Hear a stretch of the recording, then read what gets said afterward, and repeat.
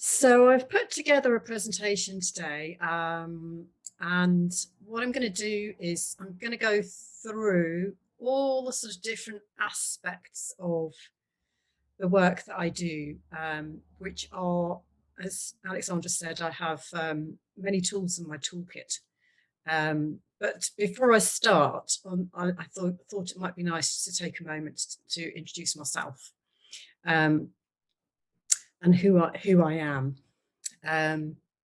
So I guess my journey, if you like, that started to take me down the more alternative route, let's just say, of looking after our health, really started when I went to live in Hong Kong. And I had just had my first child, and I was at the stage of wanting to do the Earth Mother thing and to breastfeed. And I ended up with really, really bad mastitis. And so what happened was I went down the conventional route, because even though at that stage I had already discovered a little bit about homeopathy, my my default mechanism still at that point was to go to a doctor. And after having taken several courses of antibiotics, it was clear that this wasn't going to solve the problem. And so I then discovered that my mother, my natural mother, she flew over to see me and told me that, in fact, she had suffered from the same problem as had my maternal grandmother. And in her case, the antibiotic, she had the same process of not finding the solution. And unfortunately for her, the end result was to remove half of the breast. So she ended up with half her breast removed. And this was the considered appropriate approach. So she had flown over to tell me this and to beg me to try and find an alternative method. So I found myself a Chinese doctor and a homeopath, as in he was practicing both paradigms. And his words to me were, I wish you'd come sooner. And he just gave me these white balls. I distinctly remember the name of the remedy. It was called Phytolacca. And I started taking it, and it was literally a miracle. It just went like that. So that was the beginning of my journey with homeopathy. It had literally saved me, and I then went on to use it for my baby and so on and so forth. So it was years later when I decided, well, not that many years later, actually, it was a few years later, when I decided that I came back to the UK and decided to qualify as a homeopath. I was doing it as a mother of two very young children, so trying to distance learn and do all sorts of things. I'm sure you've all spun those plates yourself. And it was whilst I was at the homeopathic college that one of the lecturers was passionate about gut and the role of the microbiome, which we're going to touch on a bit today, because that literally turned my life around, because I had also inherited all sorts of digestive problems, which again had come down the ancestral line. So I know that you're a spiritual group of people, so I find the ancestral inheritance also quite an interesting aspect, which I'm not going to go into in a big way today. But it does come down to more than genetics, I would say, because there's also repeating patterns that go with those processes, that I believe that our role is to try and break those patterns so that they don't go on to our children, to our children, to our children. So So that was that, really. And then eventually I ended up discovering gongs. Somebody asked me, would you like to come along to a gong bath? and I said, what on earth is that? The first time I went, I literally came out thinking, what the heck was that? That was unbelievable. And subsequently did all sorts of healing. I believe, particularly in this lifetime, we are being connected very much with opportunities through the people that cross our paths, which is what Alexandra alluded to initially in our meeting each other, is that we meet people along our paths that teach us, and our children are very much part of that. So I'm aware of the time, so what I'm going to do, that's kind of in essence, and obviously I then went off and decided to train as a gong master, and I'm now using sound healing in my practice as well. So I'm going to talk a little bit about all of the things that I do, and what I want to try and do is allow time for us at the end, if you wanted to ask me to expand any more on any particular one of the things that I've touched on, because I'm not going to have time to go into all of it in great depth today. But if there is something that you're particularly interested in, then I'd love you to ask me at the end, if that's okay. Okay, so starting off with one of my favorite quotes, but it's really just to, it epitomizes everything that I practice, really, because everything is energy, frequency, vibration, everything.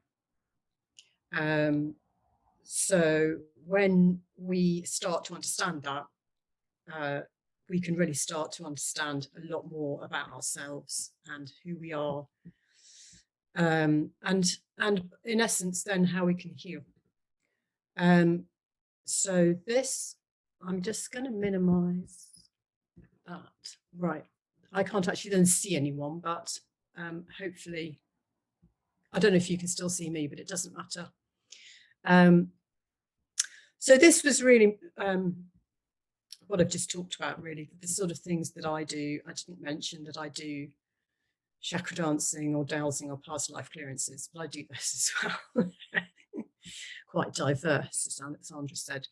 So just to briefly look at the physical body and the different genres, or the different paradigms, if you like. So the Western medicine, the medical approach, in terms of when we're diseased or we're ill, is very much still based on what I think most people are beginning to realize is quite an outdated theory, which is Pasteur's theory that disease is just an invasion on the body by external agents. And unfortunately, when the medical industry first started, I think the drugs that were being used at that stage were very pioneering. There's no doubt about that. First antibiotics were certainly a huge leap forward. But I think we need to look really today in terms of how we are today, and we're living in a very different world then. And I think, unfortunately, the regular use of those drugs has not served us well, particularly with the microbiome, which we will come on to in a little bit. There has been a little bit of this kind of approach. Is the end result really of that paradigm, I think, because we have given away our power. We've given away our understanding of how to heal ourselves. And so I do think that there is a need for a big rethink.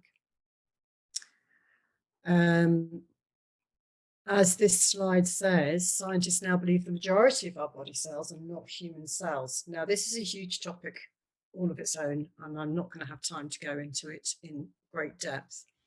But I think it's really important to understand that we are basically made up of other inhabitants. We're coexisting with trillions of different bacteria. Microbiome is so fundamentally important for our health and our well-being, and our emotional and mental health as well. The gut and the brain connection is now being much more talked about and understood. And whilst they're saying the scientists still need to prove the theory, it's actually a very old theory. So Antoine Béjean was actually around a similar period of time to Pasteur. And he discovered that all living things contain microscopic granules, which he called microbiome. Now, this, I think, is, for me, is absolutely fascinating, because we coexist with these tiny, tiny, tiny microscopic little small ferments, essentially. And they live everywhere in our body. They're literally everywhere. But they are responsible for both healing and destruction. So when we die, they are basically, what will happen is that they mutate and they morph into their role, where they basically become destructive, and then they decompose the body, and the body goes back down to the soil. And then eventually, once the body has decomposed, they will then morph back into their creative cycle. So for me, this is very much more about the energy of what we're talking about. If there is a destruction and a creation, there is a positive and there's a negative, there's a dark and a light, and we need all of it. But what we don't understand fundamentally is that we are made up of these, and it is these that are always trying to maintain the homeostasis in the body. And so what happens is, if for whatever reason we start to lose our balance, which we'll talk more about reasons why that happens as we go through, then it's these little microbiome that basically then mutate and morph into viruses and bacteria and make us ill. But they're doing that to try and eradicate whatever it is that's out of balance in our body. So why is the microbiome so important?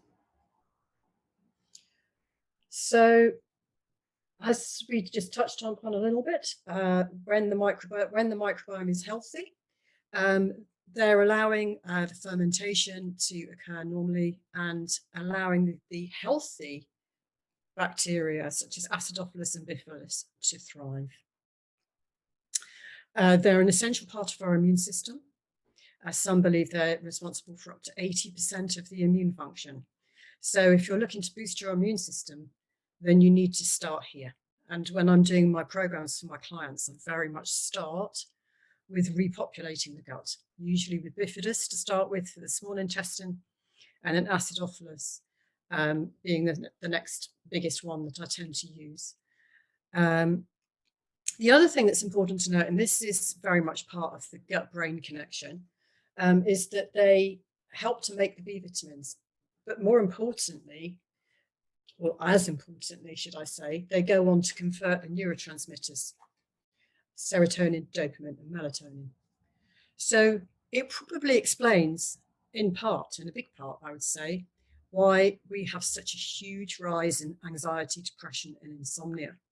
Because if we're not absorbing or converting the B vitamins, then we can't convert the neurotransmitters. So again, without these beneficial bacteria in the gut, the body cannot heal itself.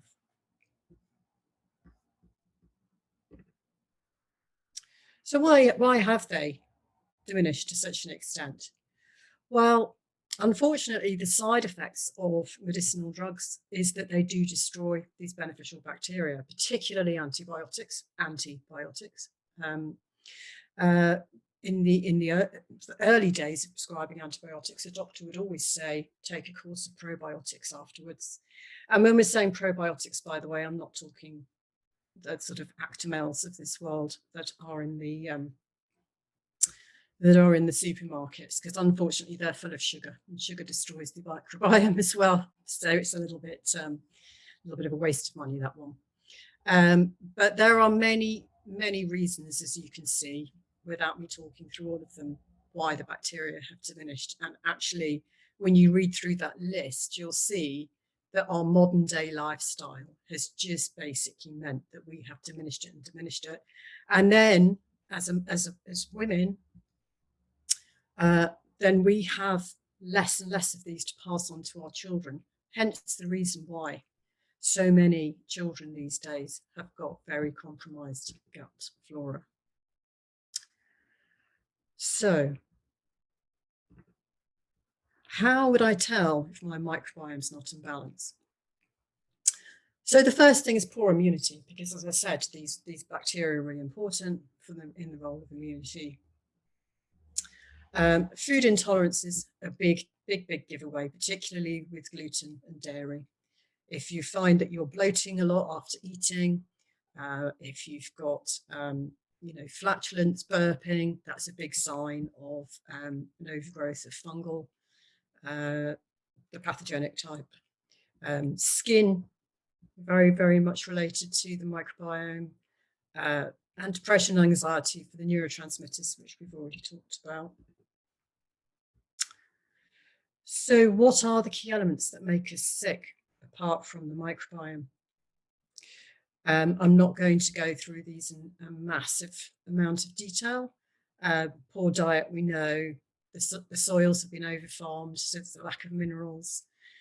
Far too much spraying of the crops with Roundup and pesticides that unfortunately contain a chemical called glyphosate, which is causing us huge amounts of problems with our liver because it doesn't know how to break it down.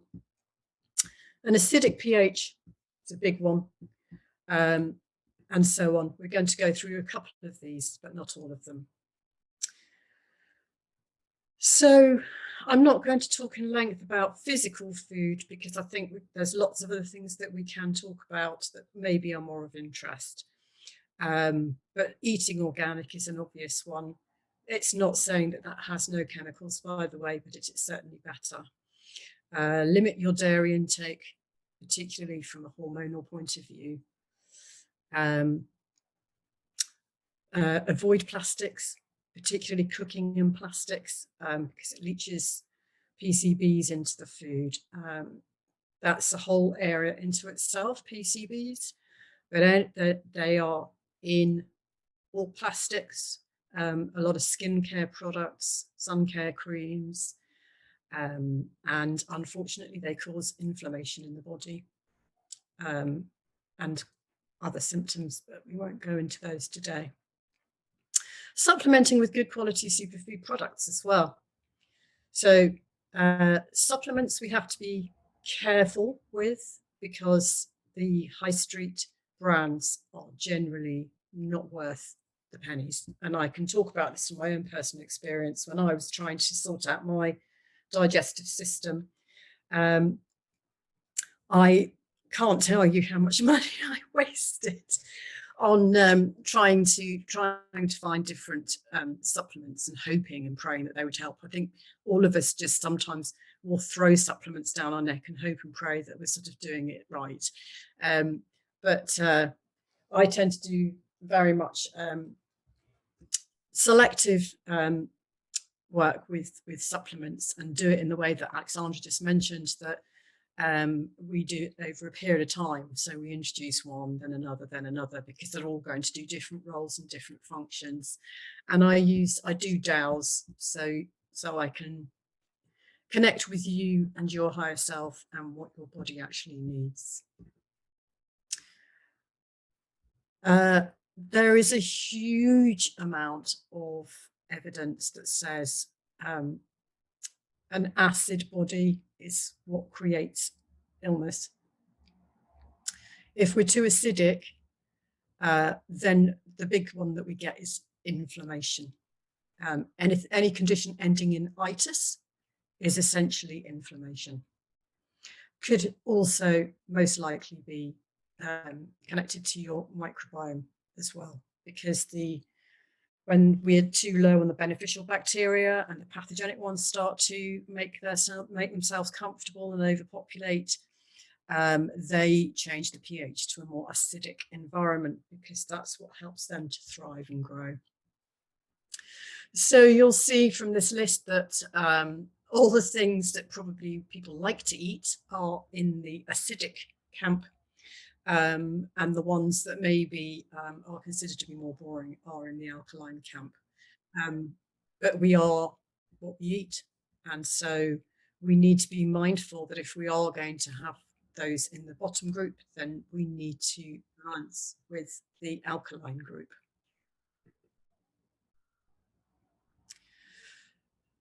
Unfortunately, we live in a very toxic world. It's impossible to avoid toxins altogether. So this is why it's important that we do detoxing consciously and deliberately once or twice a year. I do a 10-day cleanse, which I'll touch on in a minute.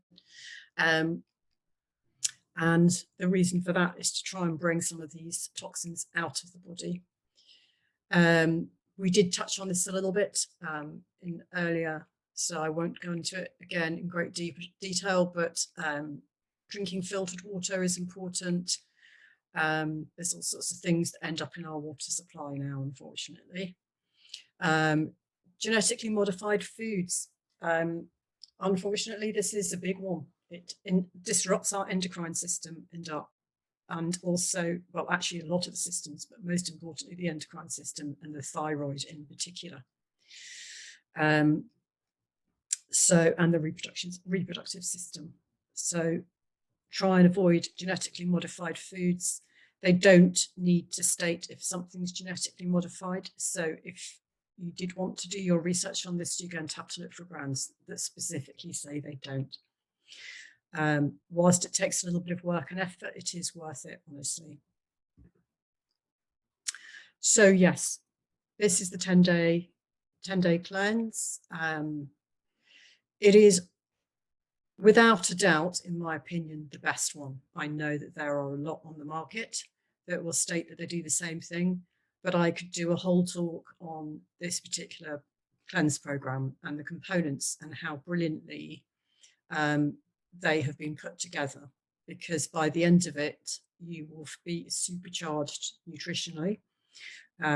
You'll have killed off some of the parasites in the gut, and you have taken in the most incredible amino acid product that feeds the cells and is really important for new cell growth. And of course, the food that you're eating is all completely alkaline. So at the end of it, you have changed your pH. And with that, you have automatically eradicated all sorts of other problems. So now we're going to move on a little bit more to energy and frequency, away a bit more from the physical body. We know we need to recharge our batteries. We are constantly tired and depleted. But it's an area that we don't really understand because it's not really taught at all. The Chinese medicine is an area that I was also taught, and I was qualifying to be a homeopath. And I used the Chinese paradigm a lot, mostly as a diagnostic tool, which I'm just going to show you a few of them of what they are, because they do give you very good information about what's going on in the body and what's out of balance. So I think we all know that we have meridians. They are basically the circulatory system of energy, or chi, or prana, or in homeopathy we call it the vital force, but they're all the same thing. The meridians run kind of like this. So you can see from this diagram that this is how they run. So they tend to run from, one extreme of the body to the other. These are very much aligned with the fascia, actually.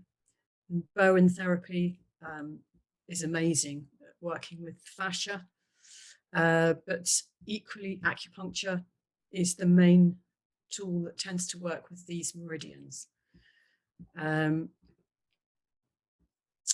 So there's a guy called Dr. Jerry Tennant. His work is very aligned with talking about how we are and how important it is to understand that we need to focus on our energy. So he says that chronic disease only occurs when we lose the ability to make new cells that work.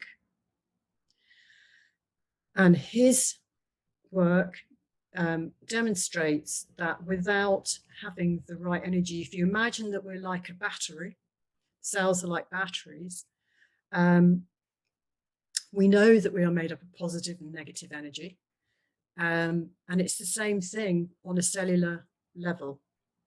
But if the cell runs out of energy, then basically what happens is it starts to then work against you. And that's when you start to get the microbiome that we were talking about earlier. They start to then take over and disease starts to come in. If the cells don't have enough energy in them, then basically a byproduct of that is there's not enough oxygen. Once we get lower oxygen levels, that also leads us to illness. Emotions are stored in and around the body also as magnetic fields. So this is something that I think is really important to understand, because we don't really know. We sort of know what emotions are on a cognitive level. We sit and talk about them, and then we think that emotions come from the heart, but there's far more to it than that. And I think it's fascinating to note that the majority of chronic disease actually began as an emotional event, which gets caught in the magnetic fields and lowers the voltage. Lower voltage means less oxygen, more acidic pH, therefore inflammation, the activation of the microzymas, and then we get sick.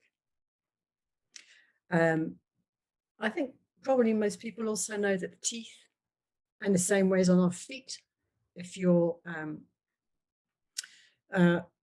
we have all the sort of meridian endings end up at the feet. So that's what reflexology is all about. But also the teeth. The teeth are connected to all the meridians.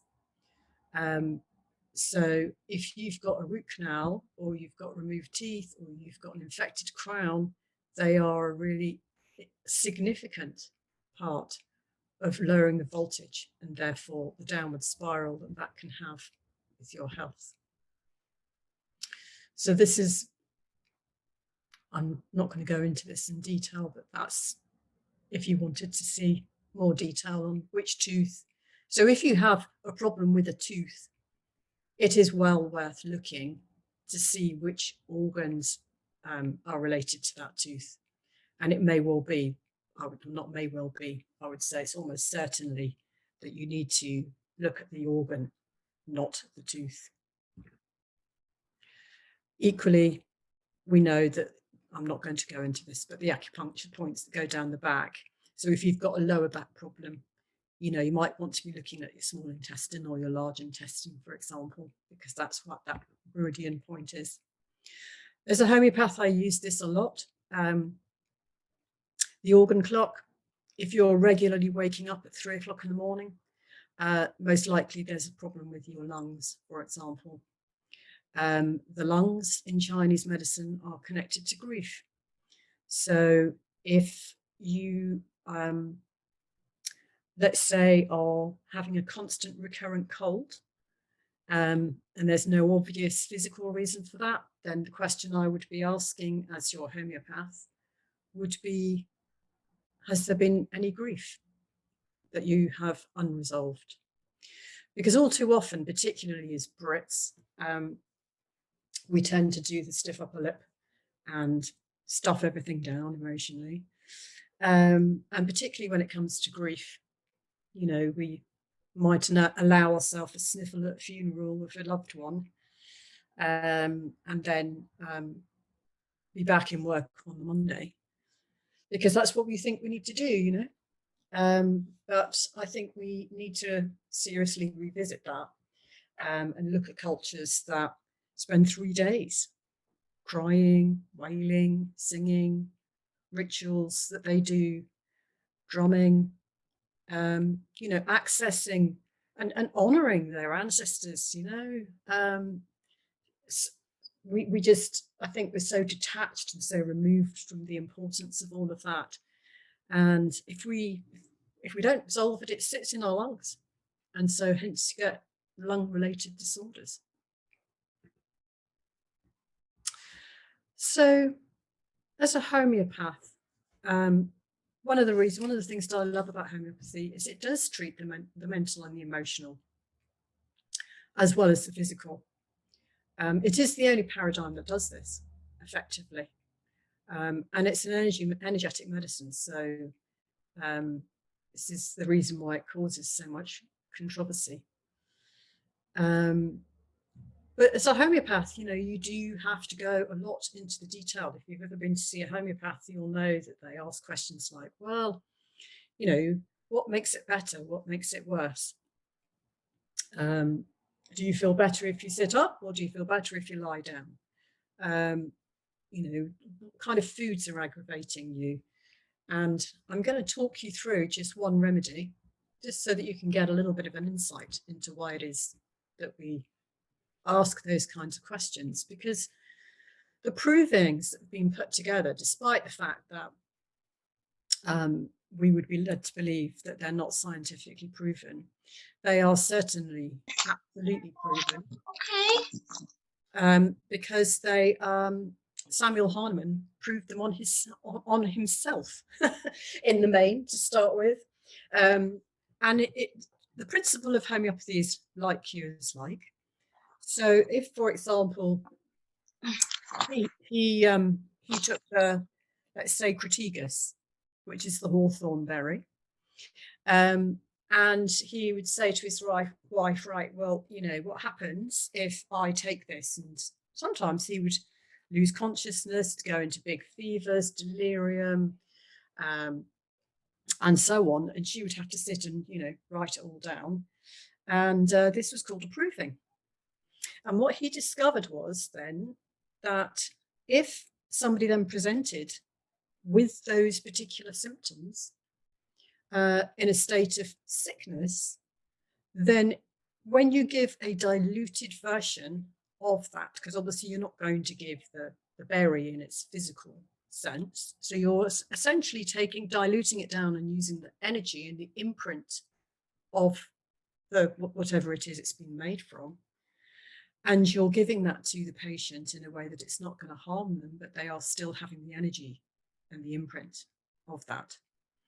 And what he discovered was that in the process of, in that process, it brought the body back into its natural state of homeostasis, its balance, and then the body will heal itself. So every single remedy is proven, not just by him, but obviously he then expanded that out to groups of people and so on. So they are all proven. So the very well-known remedy is arnica. Most people know it as one that you use for minor injuries. It's very popular for women to have after childbirth. It's a big accident remedy, but it has a lot more to it than that. It has, for example, relevance for stroke, because it helps to break down blood clots. But what's really interesting, what fascinated me as a student, is that the mental and the emotional side of the picture. My stepmother had a stroke, and I remember really clearly afterwards how she was absolutely convinced that there was nothing wrong with her and that she hadn't had a stroke, and I don't know what all the fuss is about. I'm absolutely fine. Well, there it is in the overview. There's nothing wrong with me. And then you look in the clinical, there you are, a stroke. And then you start to get into some of the more detail of the physicals. And the ones that are in red are the ones where, when they did the provings, they found the best results, if you like, using arnica. So deep vein thrombosis, for example, is another use, because of course, again, it's about the blood and the circulation. But then you go on to the mind. I mean, there are huge chapters on the mind. And not been well since, NBWS, not been well since, fright or grief. You know, I remember one of the lecturers at college talking about somebody that came to see him, and they'd had a terrible car accident years and years and years before, and subsequently had never really recovered mentally or emotionally. And once he had unpicked what the not been well since was and gave them arnica, it transformed them, and they were able to go on and recover, basically. And then we have this is actually from my own materia medica that we had to write our own as part of our graduation. And I put in a section on children because I'm always interested in the kids. And because you see their little personalities, you know. For example, they can get themselves into fights to show that they're powerful, they want to win, they're natural leaders, you know. SRPs are strange, rare, and peculiars. So if somebody happens to say, even though I'm really, really, really cold, I need to take the layers off, that's quite an unusual symptom. Normally, if you're cold, you'll want to put layers on. So if you know the strange, rare, and peculiar, then quite often it can help you to come down to the right remedy. So we're going to move now on to chakras. I'm sure you all know a bit about chakras, so I'm not going to go on about these for too long. But we're just going to talk through them briefly. The root chakra. This is all about the earth element. Russ talked about that in his meditation. We know that we need to bring down our root into the earth in order to feel grounded.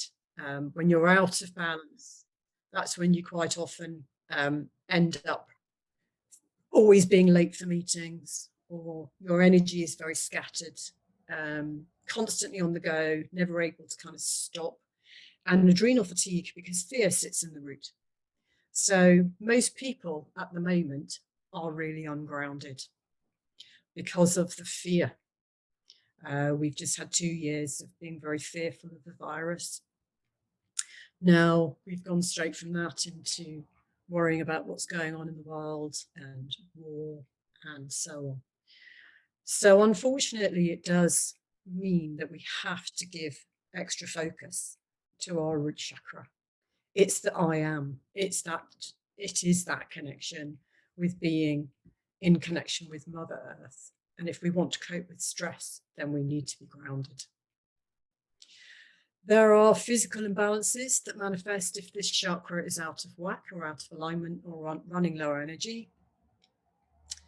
As you can see, endocrine imbalances, skeletal issues, because it's down to how we absorb our minerals, lower back pain, varicose veins, because it's connected to circulation. So feeding your root chakra is all about red. That's the color red. If you want to, again, other things you can do if you're aware about your root chakra is to carry around crystals, and the red crystals will be the ones that are particularly good resonance-wise for your root chakra. Eat red foods and root vegetables, not surprisingly. And also red meat sits in here. Other practices that help to ground us, drumming, going along to drum circles. I started doing that a couple of years ago, found it so grounding. There's something about the drumming, you know, you've got to take yourself back to being, you know, an Aboriginal tribal person, you know, stomp on the ground and drum. Really amazing, really is. We've just talked about imagining that you've got your root going down. Sit with the trees. Go and hug a tree, you know. Have a bath in Epsom salts. The salts are very, very good for grounding us. So any of the salts, the Dead Sea salt, Himalayan salt, Epsom salt, and of course dance like nobody's watching. So the sacral chakra is all about how we feel. This is our sensuality, our sexuality. This is where we create another human being. But it's also about our responsibility for ourselves and others. And also, because they're connected to the kidneys, the sacral chakra, it helps to regulate the salt and the water content. So how does it manifest? Physically, there it is, edema, which is water and salt imbalance, usually high and low blood pressure, also water and salt imbalance, more often than not. Bladder, kidney problems, the same. So this is where I think it's fascinating looking at the chakras, because it's not a coincidence, obviously. And then because, of course, it's where we create fertility. Issues can come up here, hormonal imbalances and such like. Feeding your sacral chakra, therefore, is about salt and water. Very much recommend pink Himalayan salt. We're not talking about table salt, sodium chloride. I'm sure you know that, just to say and make it clear. We're talking about the colour orange for the sacral chakra. So again, orange crystals, orange colours, wearing orange clothes, because colour has its own vibration, of course. And eating, you know, sweet potatoes, oranges, peaches, you know, papaya, etc. Nuts and seeds feed the sacral chakra, as do shellfish, and also fats and oils sit here. The solar plexus is all about I do. So if you're one of those people that's very good at talking about stuff and not actually taking anything to completion, then you may want to have a look at your solar plexus. It's very much people with a deficient solar plexus are very much could be the ideas people, but are not very good at actually the completer finishers and taking things through. It's quite masculine in its energy, actually, because the masculine energy is about, and I don't mean as in male and female here, I mean masculine as in the bigger sense. It's all about you know, making things happen, pushing things forward. So it's where we step into our power and deliver projects. The sun is very much related to this chakra. And when we're out of balance, then we also tend to have self-doubt, a lot of anxiety, because anxiety as emotion sits in the stomach, which of course is where this chakra sits.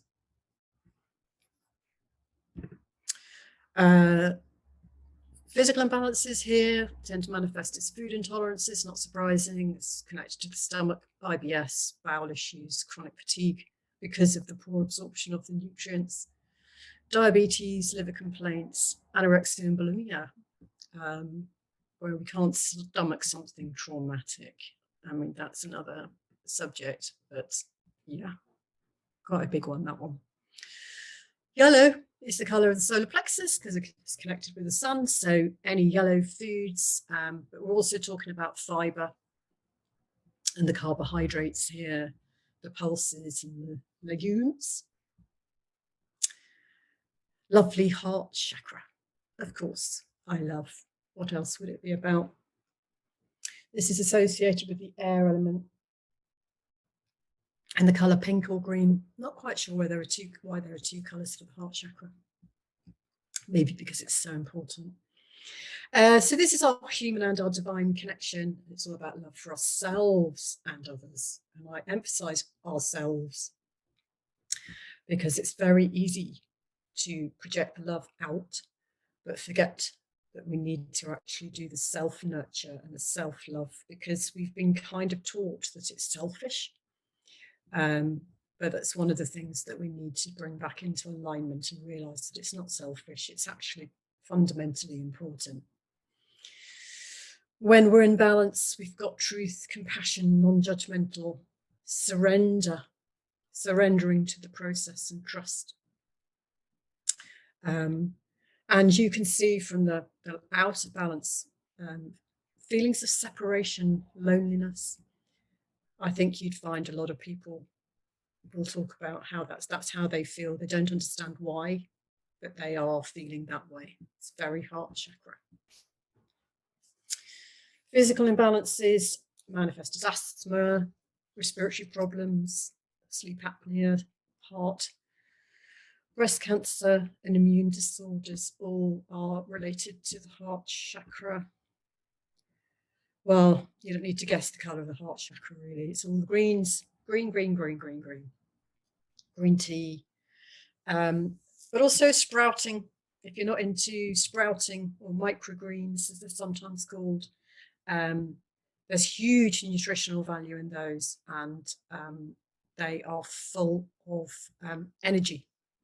You only need to look at a sunflower seed and see what it produces, and there's your physical manifestation of the energy that's within seeds. So they're really important. The throat, obviously, it's about speaking. So this is our self-expression. This is our life purpose, our ability to say how we feel, say what we need, speak our truth, being able to say no when appropriate. How bad are we generally at saying no? Particularly as Brits, again, we're so polite, we find it difficult to say no, maybe to an invitation that we've been given, and we come up with all sorts of excuses. But actually, you don't need an excuse. You just need to say thank you very much, but no, I can't make it. So yes, the thyroid also sits in the throat chakra. So this is a real biggie. The thyroid is such a key organ.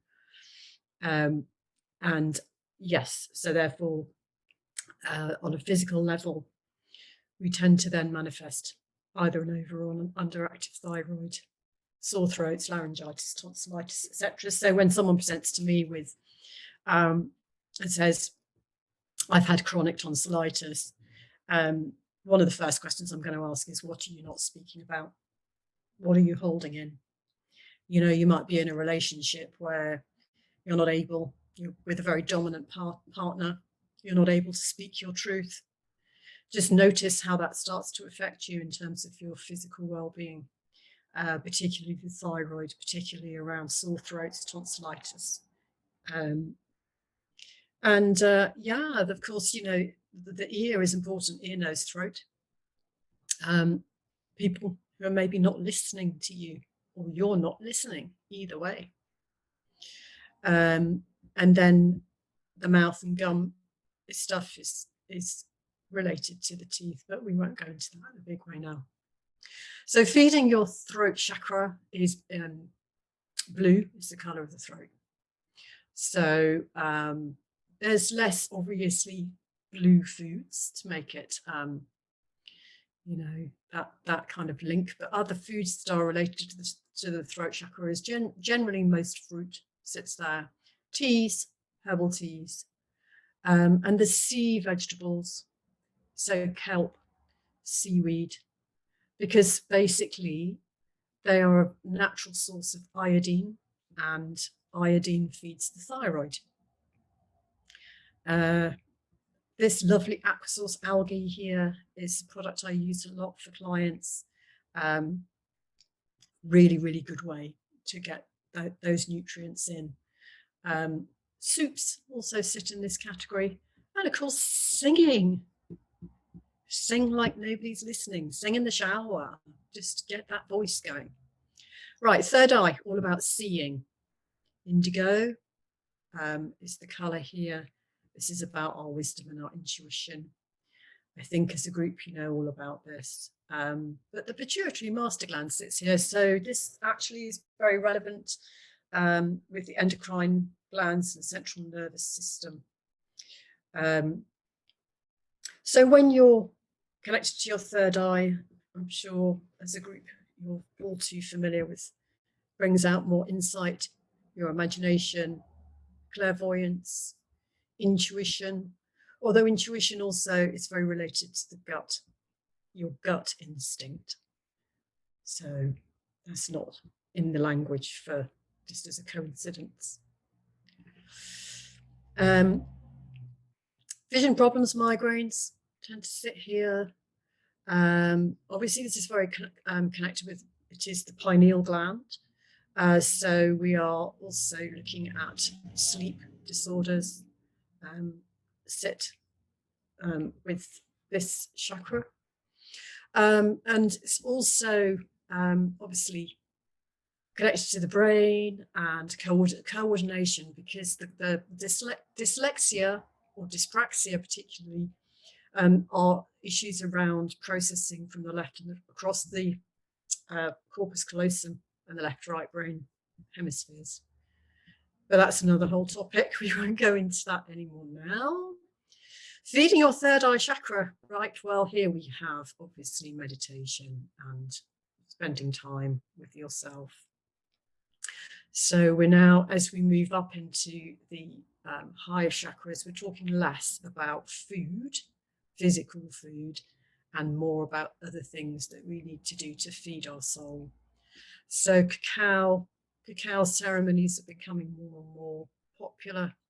But cacao and chocolate, they sit in here. Yes, we can eat chocolate, but not the Cadbury's rubbish that's full of sugar. I'm talking really about raw cacao, dark chocolate, kind of chocolate, and spices also sit here. It's also important to talk about the sun, because we don't tend to expose ourselves to enough sun. But the sun is very connected to the third eye and to our vision. So we must make sure that we give ourselves time to connect with the sun. So the crown chakra, this is about knowing. And there's a difference between knowing and thinking, or knowing and trusting. Because trust suggests that it's someone else is going to fix it. You know, again, it's kind of putting the power outside of yourself. Whereas the true Dharma is when you can get to the point where you just know, I know, and that you know it so well that no one else can rock or shake that belief, because it's you. And doesn't mean to say that what's right for you is right for someone else. And that's the other thing that's really important. I think we've all been having to learn this a lot over the last couple of years in particular. So what's right for you, or what's your belief system, doesn't have to be anyone else's, but it's what you know, and it's where you are on your path, and it's your connection to the divine, to spirit. It's your connection to bliss, higher consciousness. So when you're in balance, of course, you're feeling a great sense of peace. And this is where you can manifest. Interestingly, out of balance, Alzheimer's and dementia. My mother died of Alzheimer's, and I could really sense how she had basically checked out. It was a really fascinating process for me to observe, and it felt to me like her soul had checked out of her physical realm.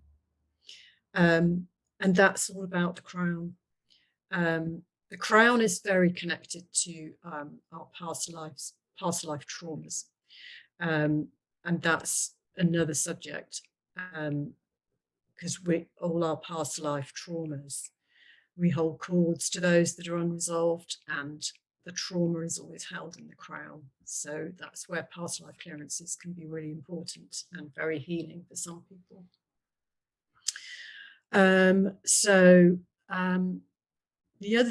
feeding the crown chakra is less about feeding, it's more about fasting. So the reason for, I'm convinced, the reason that we have Lent, we have Ramadan, those there for a reason. we need to give our digestive system a chance to reboot. And I certainly do the 10-day cleanse at least once a year. I'm doing it at the moment, actually. At least once a year, if not twice, as a reboot. And I think I personally find it very helpful. So as a general final sign off for the chakras, general kind of looking after our chakras are meditation, aligning our chakras, chanting, the sounds, om, yi, different sounds, connect with the different chakras, eating the rainbow foods, sound baths and gongs, we're going to come on to briefly at the end, clearing past life cords. Past lives energetically leave a cord in our chakras. Not our physical chakras, so it's not the ones we've just talked about so much. It's more the auric bodies that are, if you like, that are outside of us, that people I call the aura. And so the soul body, the emotional body, the higher heart, the higher mental, those are the where the past life cords tend to sit in the crown. And if you find that you've got a lot of repeating patterns going on in your life that you can't seem to clear, whatever you do, then it may be that it will be helpful for you to have a look at past life and to clear some of the cords, which I do as well.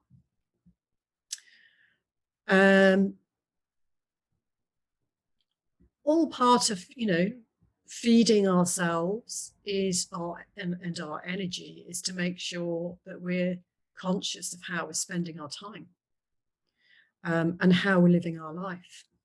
So I'm sure you don't need me to talk you through these. I'm sure you already do or know all of these.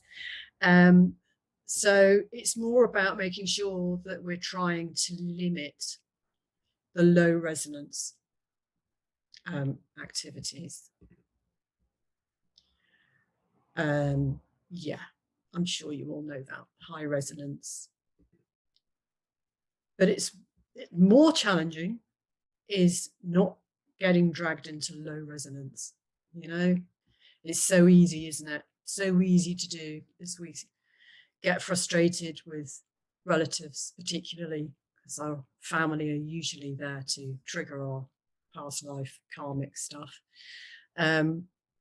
or partners. So we can get stuck.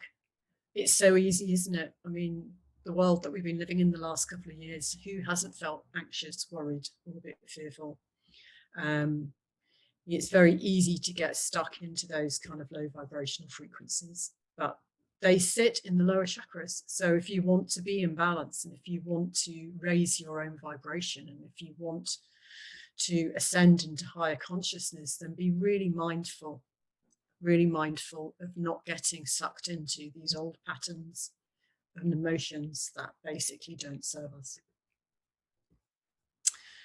So I'm getting towards the end. This is just briefly to talk about the beautiful gongs. They are very, very ancient tool that has been forgotten, but they have the most immense healing power. The vibration of them essentially goes through the water content in the body, and gives the blood cells a good old shake up.